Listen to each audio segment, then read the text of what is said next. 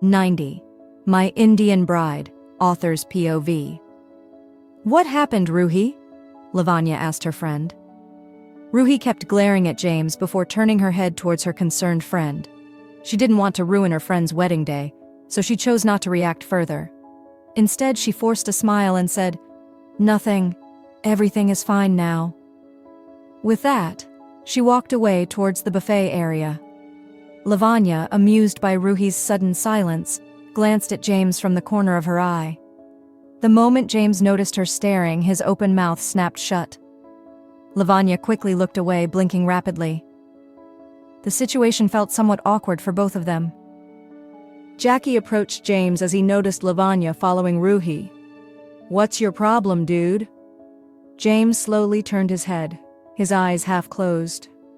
"My problem is, why does everyone always assume I'm the villain in every situation? Is it written on my face that I'm the bad guy? No, of course not, but you make it obvious yourself," Jackie scoffed. "You idiot. Why do you keep provoking that crazy woman? Don't you care about your peaceful life? Just leave her alone, man, or you'll be on the first flight back to California tomorrow," Jackie warned. "What? Seriously? What is wrong with you all? I only asked her for a dance, for God's sake. It's not like I invited her to my bed," James complained. "Shh, shh." Jackie quickly placed a finger over his lips, shushing him. He whispered, "Man, you're going to get me in trouble. Just stay away from me until Lavanya and her parents are gone." Saying that, Jackie walked off to find his bride and apologize. "Lavanya, sweetheart, I said I'm sorry. I didn't mean it that way. You and your friend are both amazing, and I love you." Jackie stood behind his newly wedded bride as she filled her plate from the buffet. Lavanya ignored him, prompting him to lean in and whisper in her ear, "Look, if you don't forgive me now, I'll just pick you up and carry you to my room." She shot him a glare before rolling her eyes away.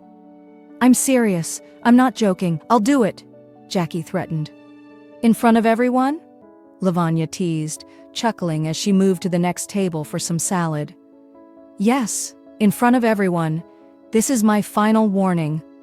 Will you forgive me or not? Because on the count of 3, I'm lifting you up and taking you with me," Jackie declared. Lavanya smirked, her confidence unwavering.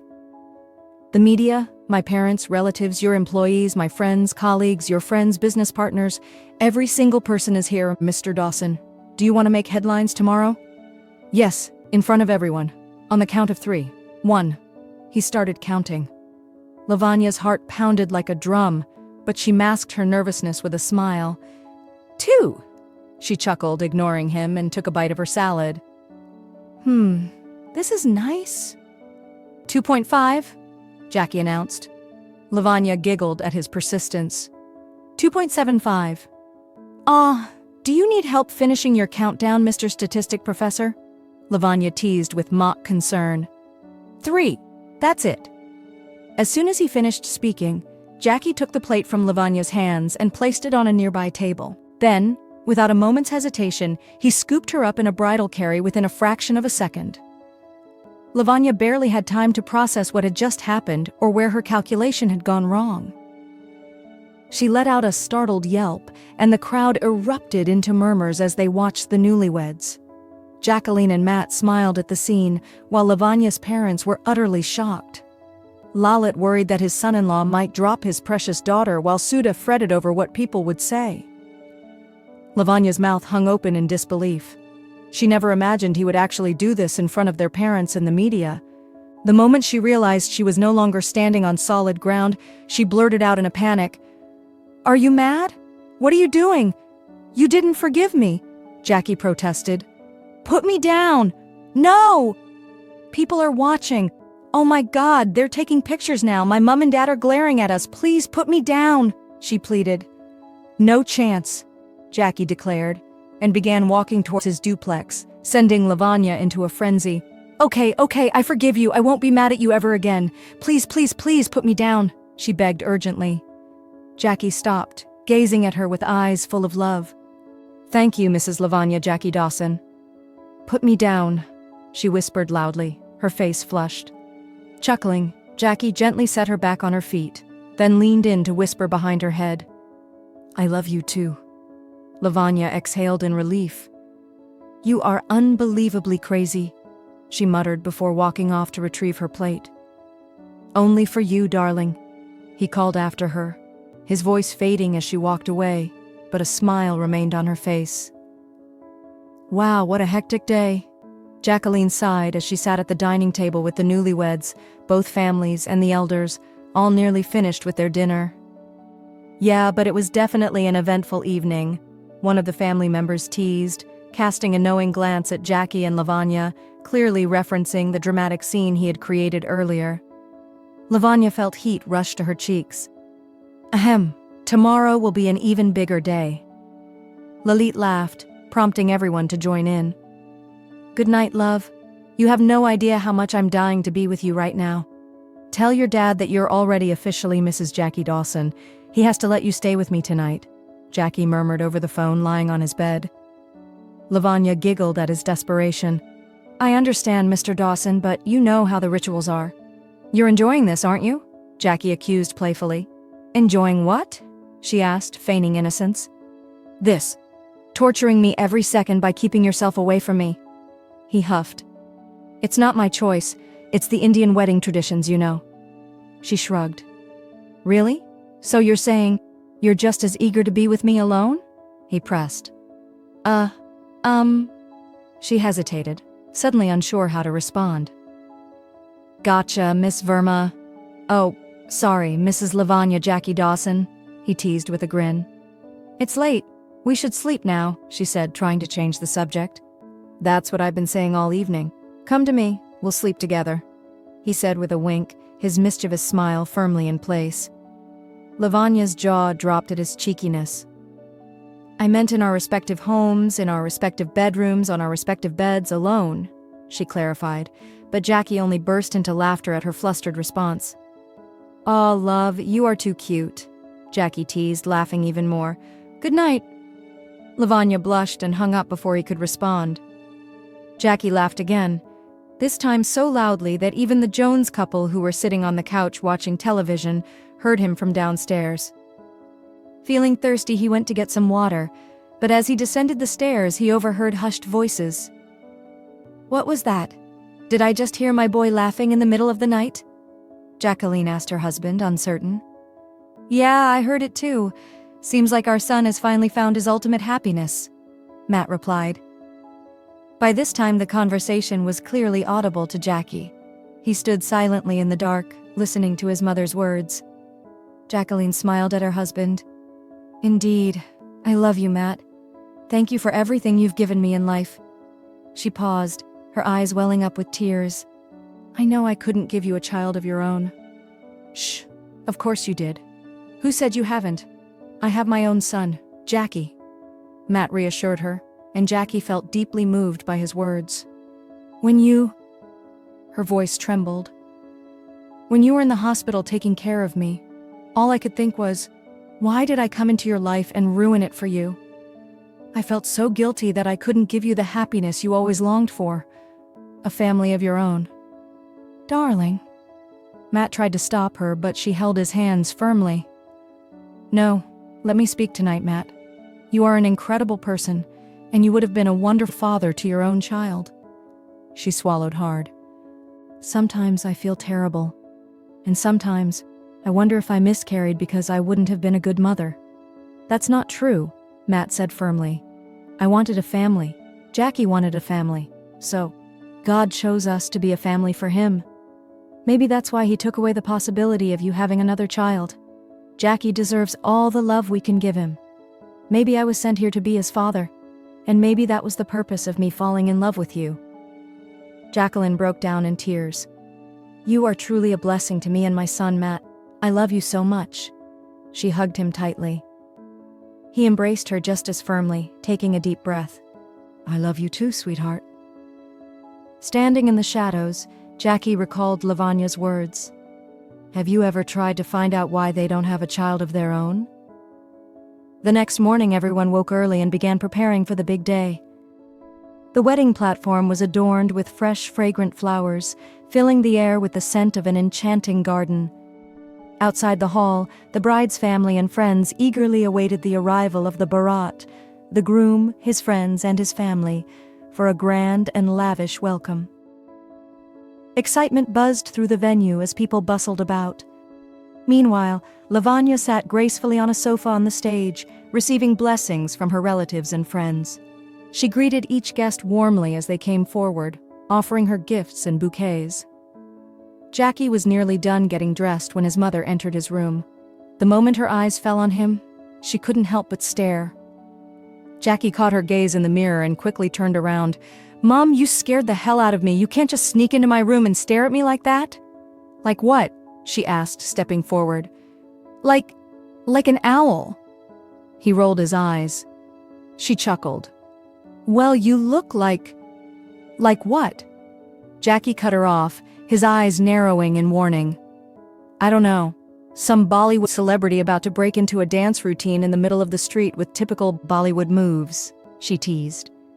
"And what does that make you? The background dancer who randomly pops up out of nowhere?" Jackie muttered. Jacqueline laughed, glancing at her reflection in the mirror. "I wouldn't mind. I'm actually enjoying wearing this sari." Jackie shook his head and fastened his wristwatch. "This look really suits you. I've always been fascinated by Bollywood wedding outfits, you know. It feels amazing that we're now wearing these gorgeous clothes," she said, her excitement evident as she admired her son. "Yeah, well, this thing is biting me from every angle," Jackie grumbled, adjusting his outfit. But when he noticed his mother looking at him with pure affection, he shifted his gaze elsewhere, trying to avoid her eyes. "Mom, I want to say sorry." "Sorry?" She raised an eyebrow in amusement. "I didn't mind it. You looked so handsome. That's why I was staring at you like an owl." She chuckled. "No, not for that. I'm sorry for not being there for you and Matt during your tough times," Jackie admitted.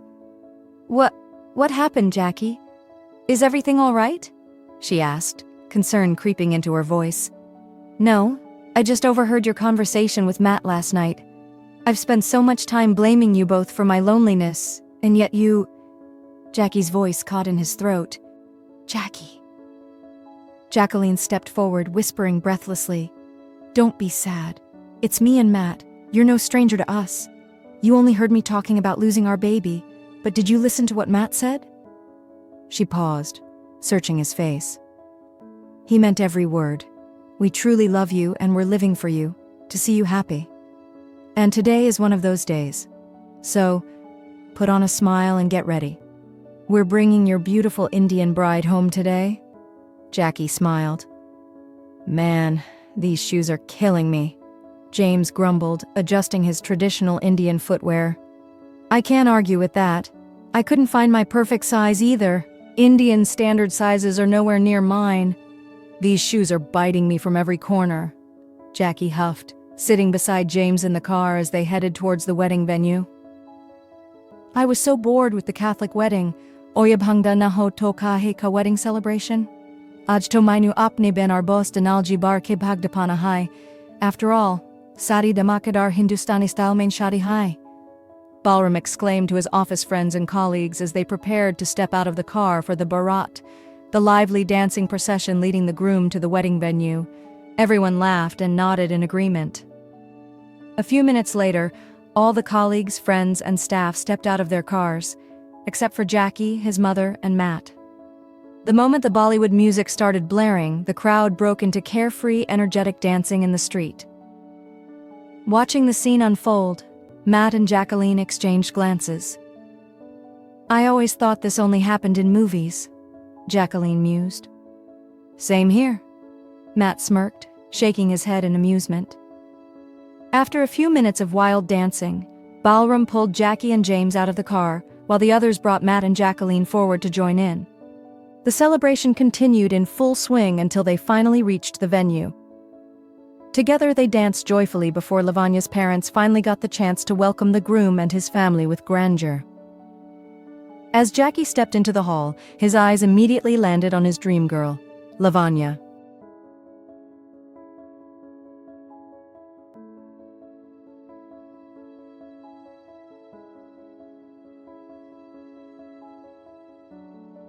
Jackie's POV. She looked like an Indian queen in that stunning pink outfit. My eyes kept drifting toward her, even as guests approached me, one by one, to offer their greetings. I could hardly believe that the woman I had been dreaming of for months was about to become my wife, my partner for life. My beautiful Indian bride. I smiled at her and she blushed before turning her attention to another guest who had come to greet her. Soon I was asked to take a seat on a platform where the pundit was chanting mantras. In the center of the platform burned a bonfire into which he was pouring various liquids and ingredients, most of which I found impossible to recognize. Kinda looks like witchcraft. What exactly is he cooking? I wondered.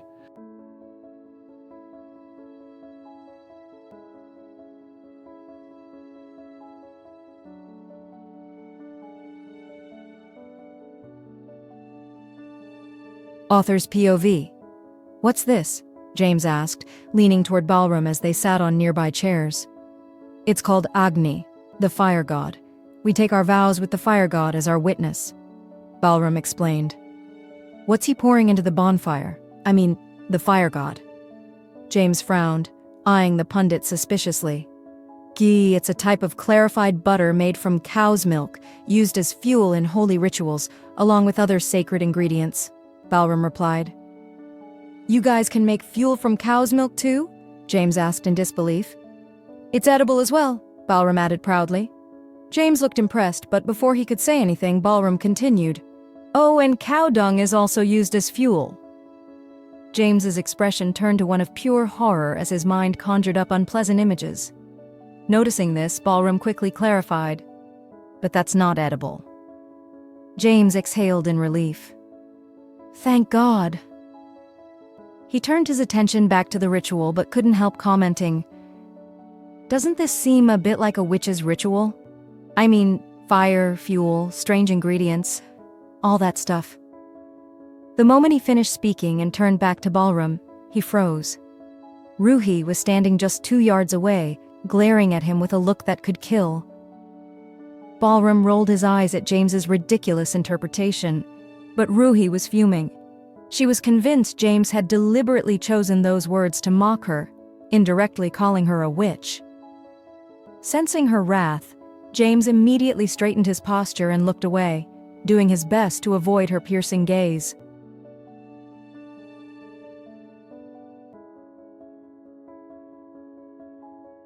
Jackie's POV. The pundit called Lavanya forward, and her parents joined us on the platform. They performed a series of fascinating rituals, which genuinely intrigued me. They bound my hand and Lavanya's together with a sacred cloth, and her father was asked to pour something over our hands. Over an hour later, I placed a necklace around Lavanya's neck, followed by applying vermilion powder to the parting of her hair. Then we walked 7 times around the sacred fire. Finally, the pundit announced that the wedding ceremony was complete and instructed us to take blessings from our elders by touching their feet. We did as told. I'm not sure why, but something about that moment felt truly fulfilling.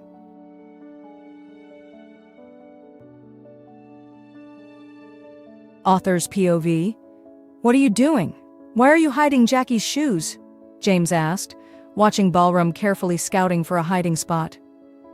So the bride's sisters and friends don't find them, Balram whispered loudly. Why would they want his shoes? James asked, utterly confused. Hat, Fitaimu, lagta hai manuisko details mine story dasna padega, Balram muttered before turning to James. All right, listen up. He walked over and began explaining the ritual. The bridesmaids try to steal the groom's shoes so they can later demand money in exchange. It's a crucial and highly competitive tradition. Our job is to protect the shoes, and it's their right to steal them. Now stop asking questions and help me find a good hiding spot, Balram instructed, while James silently observed the conversation. All this fuss over these killer shoes? James groaned, glaring at his footwear. They're already torturing my feet from every angle. I wouldn't pay a single penny to get them back. Ai lo twara chapalenko kun paodega? Not yours, only the groom's? Balram corrected him. Take mine instead. Let them have the shoes. James shrugged. Balram exhaled in frustration. It doesn't work that way. Just follow my lead. We cannot let the ladies find the groom's shoes, got it? Fine. James sighed in surrender. After securing a hiding place for the shoes, they returned to their seats. Once the rituals were completed and it was time to take the bride to her in-laws' house, the search for the shoes began. That's when Ruhi and her friends stepped forward with smug expressions. Well, we have the shoes, and we're not letting you take our friend anywhere until we receive our shagun, Ruhi announced confidently. Now, what's that? Jackie asked, raising an eyebrow. In simple terms, money. Ruhi fluttered her eyelashes at him. How did they find the shoes so easily? Balram murmured under his breath. Then, leaning closer to Lavanya, who was sitting with her head lowered, he whispered, Has your friend switched to her crazy mode again? It's the ritual, Beta, Lalit chuckled. The ladies steal the groom's shoes and they return them only after receiving a generous amount from the groom himself. The bride's side burst into laughter. All right, how much? Jackie asked without much hesitation. Ruhi grinned. Let's see. 20,000 for each girl present here. There are 14 of us in total. Jackie didn't seem too concerned about the amount. Fine. Ruhi's smile widened, but before she could celebrate, James interrupted. Wait. Everyone turned to look at him. Hello? No. Why should you pay first? Tell them to show the shoes first. James smirked. Ruhi's expression darkened, and she gritted her teeth while glaring at him. Sure, why not? She said sarcastically, narrowing her eyes. She then gestured to one of the girls. Bring the shoes. One of the girls rushed off and soon returned with a box in her hands. Ruhi took it from her and proudly held it up for everyone to see. Here they are. Now let's talk money. 20,000 per girl. 14 of us in total, she repeated. Jackie was about to agree, but once again James stepped in. Hold on. Ruhi clenched her fists. What now? She was moments away from throttling him. James, Jackie warned, already sensing trouble. I got this, bro. Chill. Let me handle it this time, James said confidently. Jackie wasn't convinced. He knew his friend was playing with fire. James turned back to Ruhi, flashing an innocent smile. Come on, ma'am. Please, show us the groom's shoes. Ruhi huffed in frustration, then dramatically opened the box and shoved it toward James. James leaned in, inspected the shoes, then looked at Ruhi with a sly smile. Oh! He turned and held up the box for Jackie to see. Are these yours? Jackie frowned, eyeing them carefully. No. Mine were pearl-colored and covered in rhinestones. These aren't mine. The entire hall gasped in shock. Ruhi stepped forward. What? She snatched the box from James and inspected the shoes carefully. These aren't yours? She asked, holding them up to Jackie. Jackie shook his head. Then whose shoes are these? Ruhi demanded. How would I know? Jackie replied. Mine. A voice came from behind her. Ruhi spun around to find James grinning shamelessly. They're mine. What do you mean? She growled. I mean, you don't have Jackie's shoes. I have them. In that box, James said, pointing towards a box hidden beneath a bunch of flowers along with other packages. He casually walked over, picked up the box, and returned. Proudly, he opened it and revealed the real pair of shoes, handing them back to Jackie, who immediately put them on. Ruhi's mouth fell open and her friend stood frozen in shock. James smiled at her and stepped beside her. Well, we don't owe anyone any money now. That means we can take the bride without any obstacles. He emphasized the last word with a smirk in Ruhi's direction before adding with a wide grin, According to the ritual, isn't that right? For a few seconds, silence filled the room. No one could process what had just happened, not even Balram. Then, Lavanya leaned in and whispered to Jackie, Give the girls something. No one should leave our wedding feeling disappointed. A happy heart gives the best blessings. Jackie smiled and whispered back, You're right. I don't mind giving them anything. You decide the amount. She glanced up at him, then blushed. Whatever you think is fair.